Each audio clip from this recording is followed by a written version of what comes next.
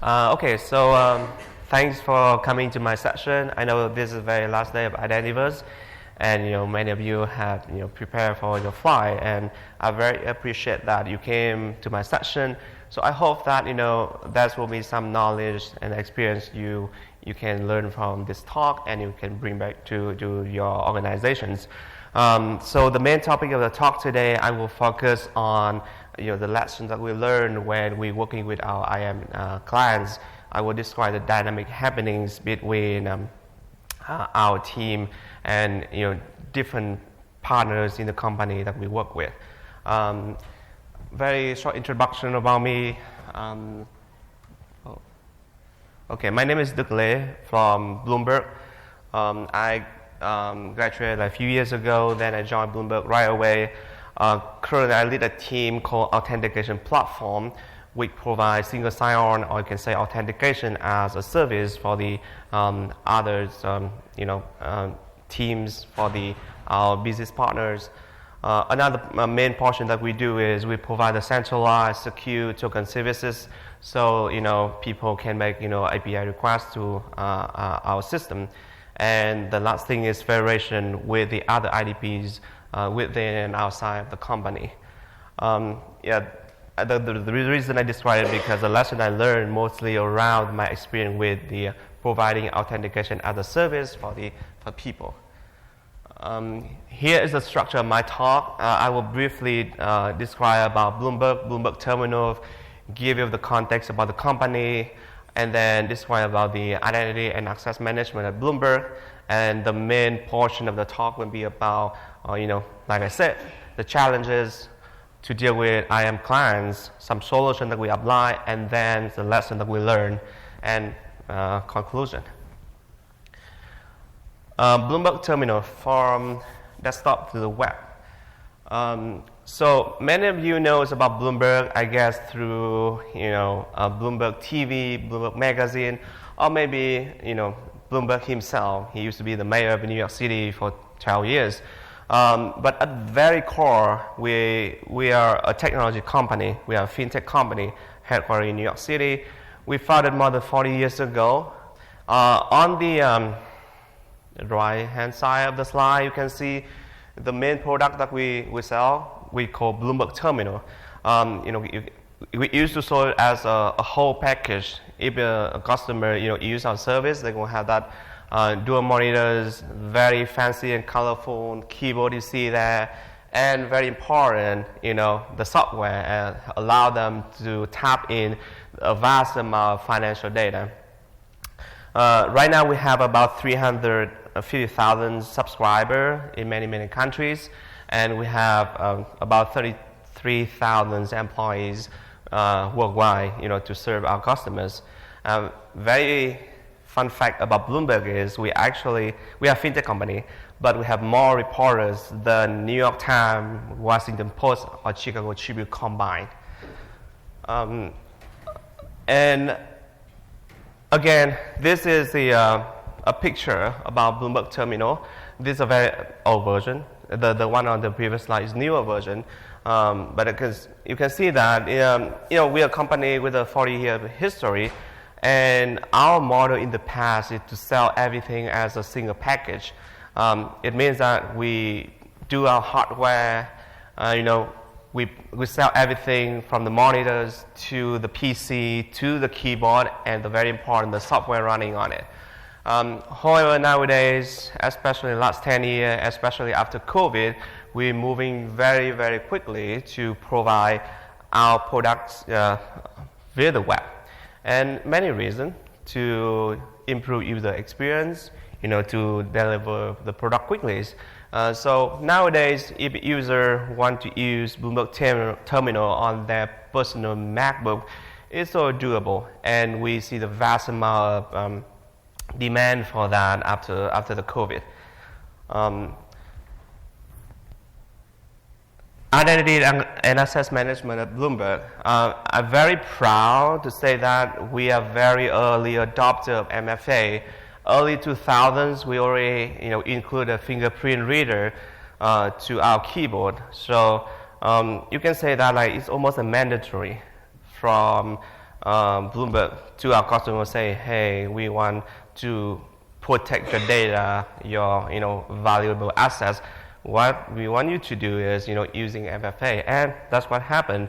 On the right hand side, that is a very small device we call B unit that works similar to the every other token hardware that people are selling, but we have very unique way to do the presence check for user.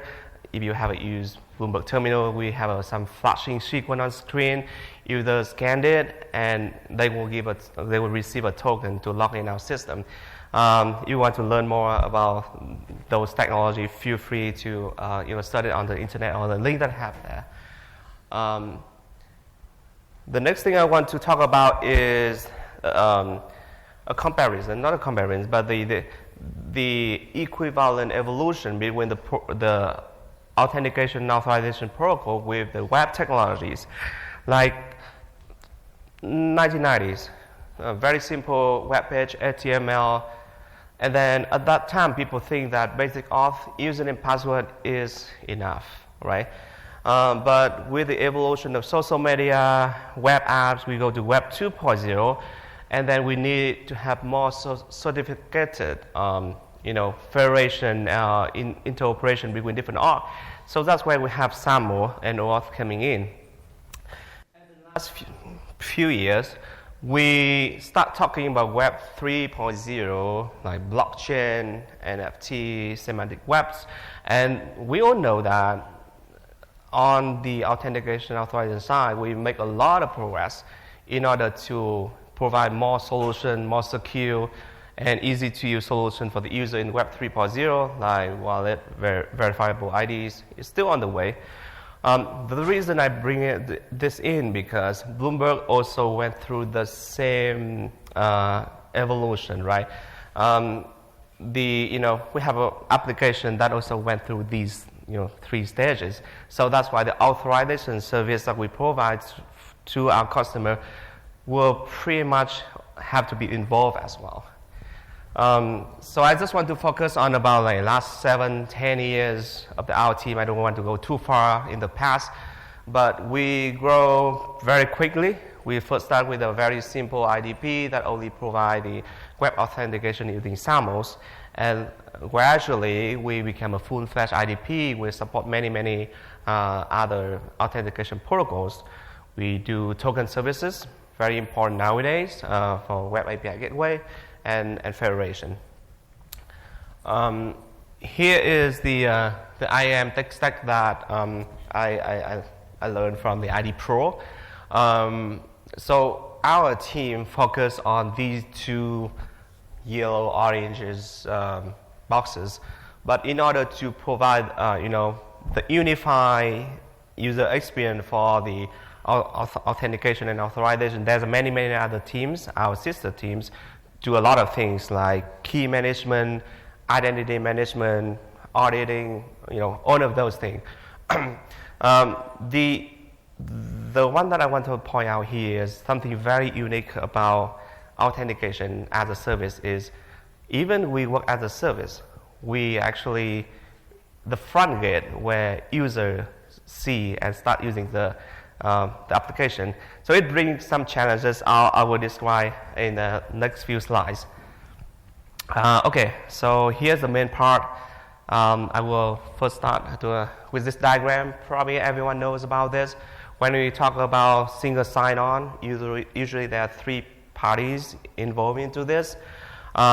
User, when they want to use the service from a service provider, they will be redirected to identity providers, so we can verify them and send back a token or response to them. Now, it means that for us, authorization as a service, we have 2 kinds of clients, developer and end users.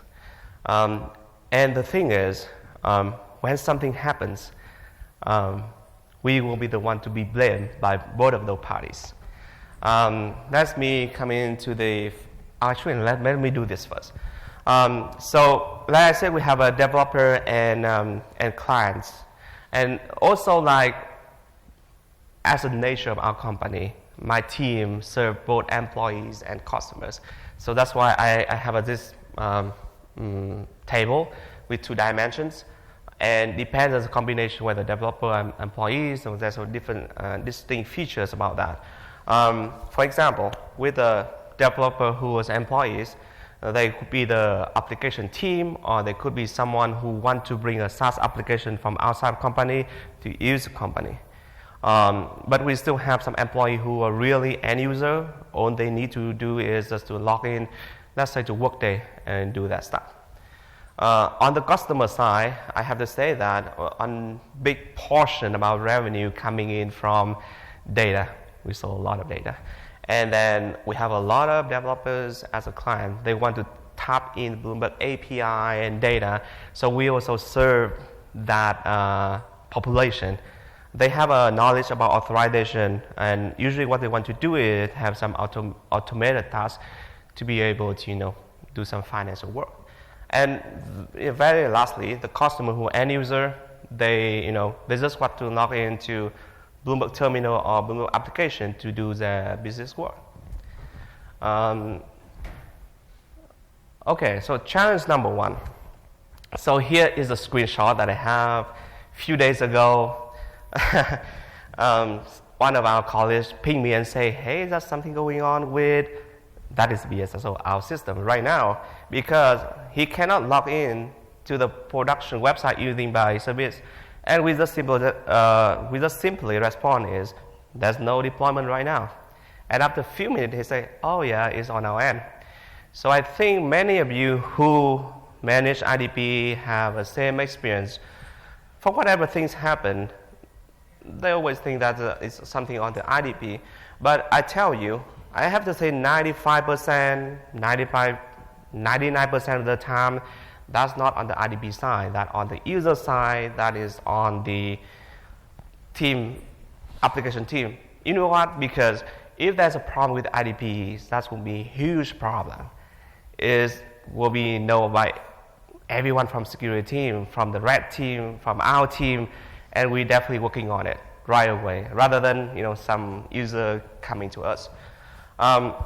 So the main thing I want to point here is the challenge. The first challenge is the responsibility, and there are a lot of kind of responsibility that we are talking about here. The first one could be the responsibility for register and own the single sign-on integration. This is pretty tricky because, like I said, sometimes our college, they don't have engineering knowledge. There could be a reporter. They want to use, let's say, a drawing application, but they have no knowledge about authorization. And usually they're very hesitant to take the ownership to own the integration.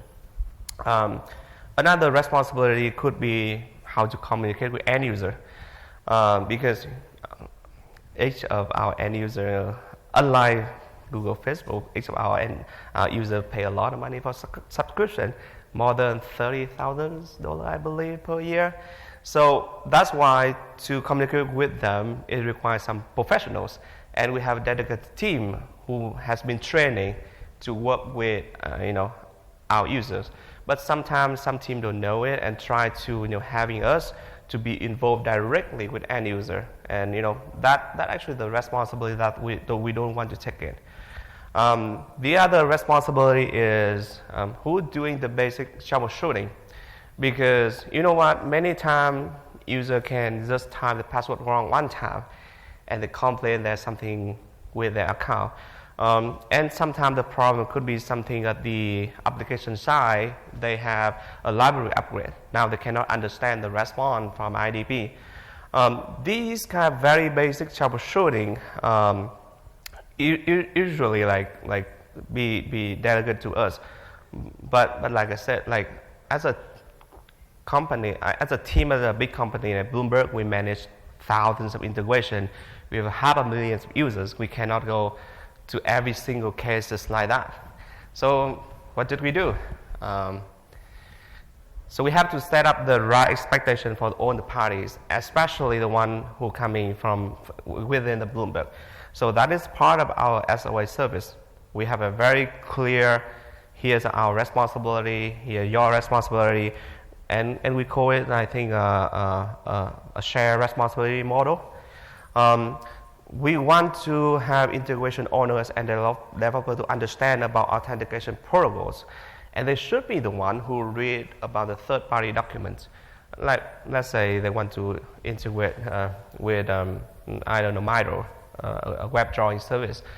They should be the one who read through how to do that, and they should fill out the list of information that we need. And they need to do that because they will be the one who do basic troubleshooting when something happens. And the communication with the end user also should be done by them. They can take the advantage of the customer support, but they will be the main one who drive, the conversation. Lesson, like I said, we need to have very clear SLA, but having rules, but being flexible, because like the diagram that I showed you before, we're just a single team to provide the unified experience. We want to be nice to our colleagues. We need them sometime. They need us sometime. So we still work very closely with other sister team. We have them every single time we can, because you know what? If there's something happen with the AD, IT directory, our sister team will jump in right away, help us to fix the problem. The same thing for end user. Even I say that we never work directly with end user, but for some certain cases with high profile users, we don't want to break their login experience. They cannot wait for a few hours to fix the problem. They want to fix it in 5 minutes or even less than that. So with those cases, we jump in right away, try to fix the problem, but we make sure that we will have a knowledge transfer to our application team, so they can, do the similar thing when things happen. Okay, challenge number 2. This is kind of related to challenge number 1, but more focused on developer. If you guys join any software engineer interview, asking about design this big system, people talk about many other things like database, talking about queuing system, talking about, I don't know, whatever. But very, very rare someone talk about authentication and authorization. There's no block in there that you have to authenticate user, give them some certain token or whatever so they can use the system. Most of engineers don't talk about that. And very unfortunate, for example, when we talk about database query, API optimization, people seem to think that that's a basic knowledge, foundation know-how of own engineers. For some reason, authentication is not yet. But I think that's not true, because we all know that authorization is the very, very first door that you go through, and you need to know for sure who the user is, what they can do, so they can do whatever thing they can do with your application. So what did we do? Again, we stuck strictly with our responsibility model. We tell our developer, you have to learn about that. There's no way to avoid it. And we developed very detailed tutorial how to integrate it with our service. We have recorded a seminar regarding the authentication and security in general. And especially we do the office hour every week to answer questions. Because usually the team, they will come up with a design of token. And some team came, hey, I have scheduler, long running workload, I need 7-day tokens. Does that make sense? So we will be the one who tell them, maybe you want to do this, maybe you want to do that, maybe I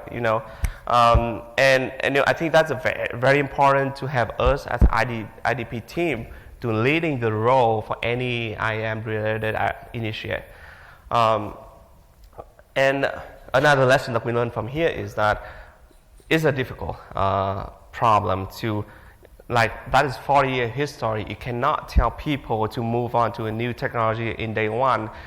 We need to have periodic training to raise the bar of the baseline of the org.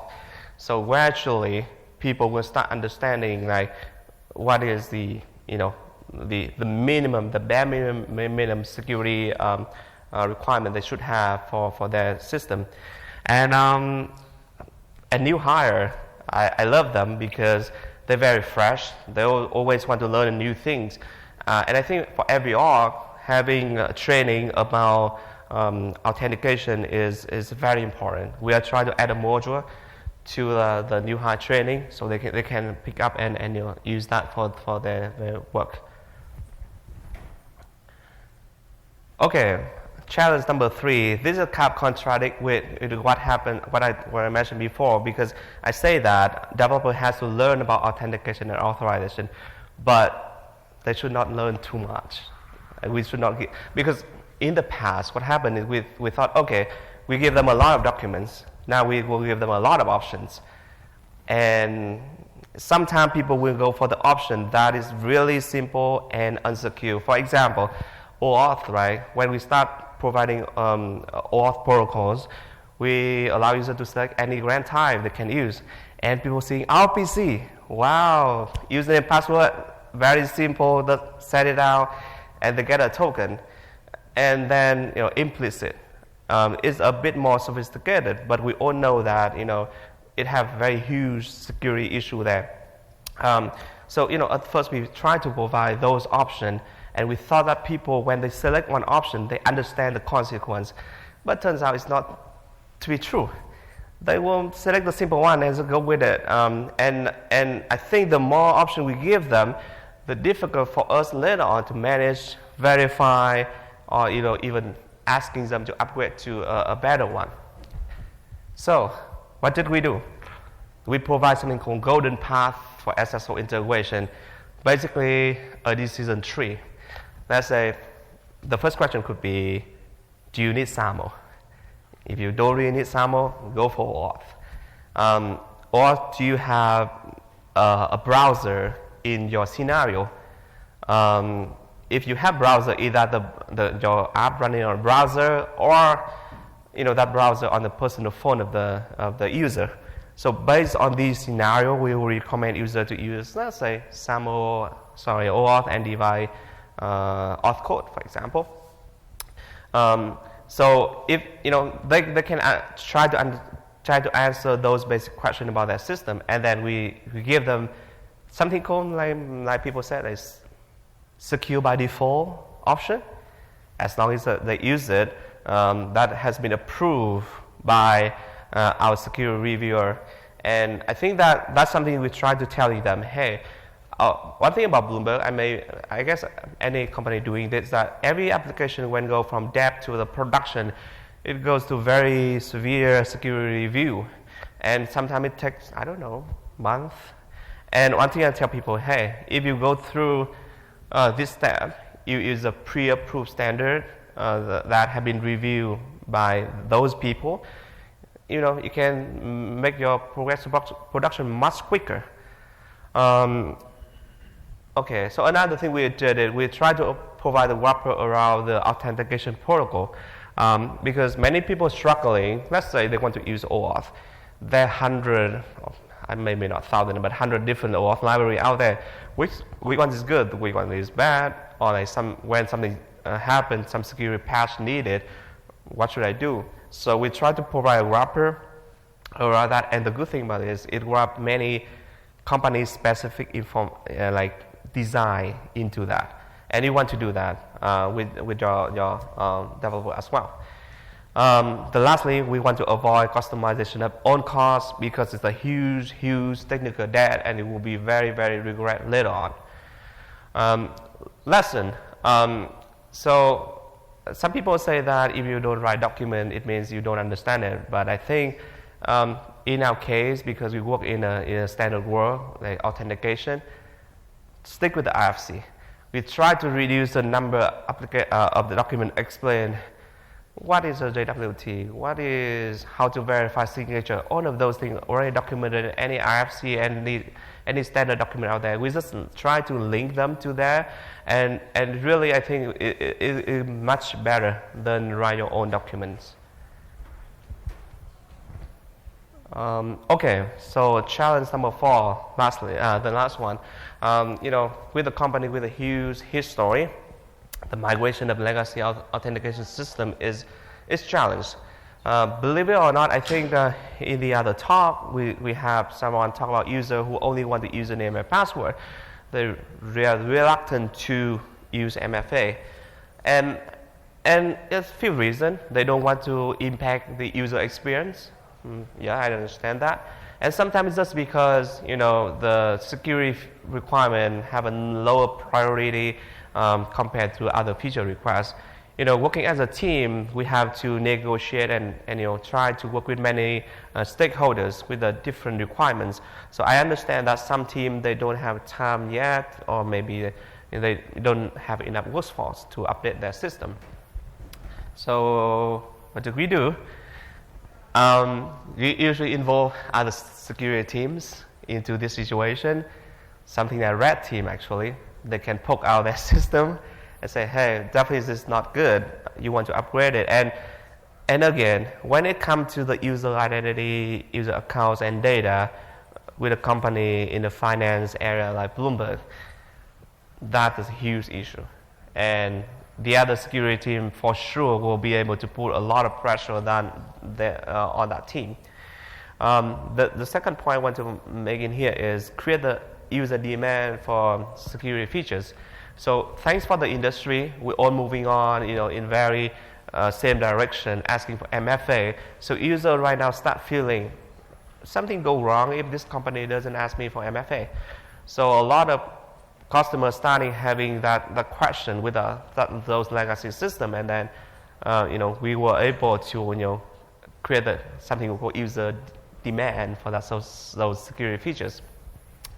Lesson learned: in many cases, security is a big trump card. When you come to a room with a lot of stakeholders to prioritize the talk, and okay, I'm almost there.